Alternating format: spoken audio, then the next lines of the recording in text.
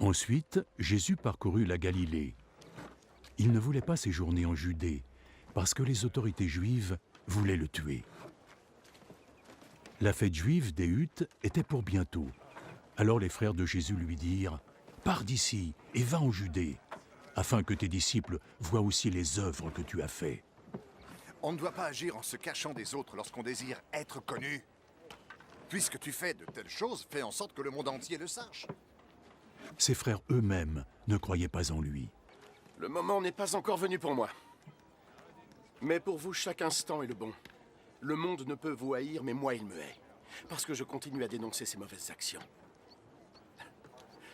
Allez à la fête, vous, mes frères. Personnellement, je ne vais pas à la fête. Parce que mon heure n'est pas encore venue. Après leur avoir dit cela, il resta en Galilée.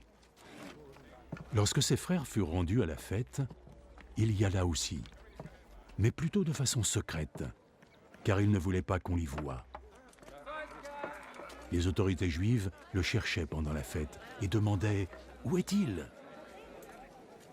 Dans la foule, les rumeurs chuchotées circulaient à son sujet. « C'est un homme bon », disaient certains. « Non », disaient les autres, « il trompe les gens ». Mais personne ne parlait de lui ouvertement, par crainte des autorités juives.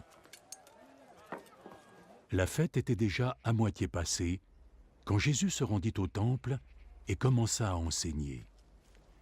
Les autorités juives ne cachèrent pas leur étonnement.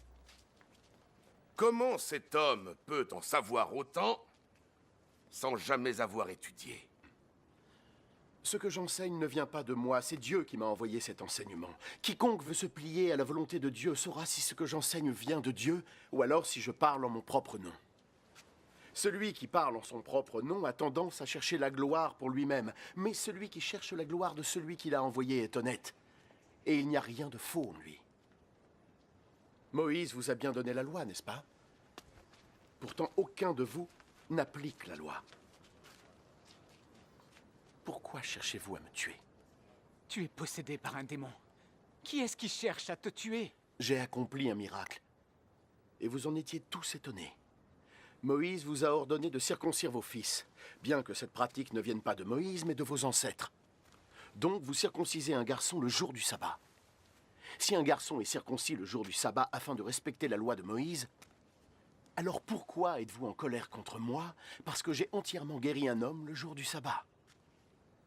Arrêtez donc de juger d'après les apparences, et jugez plutôt d'après la justice.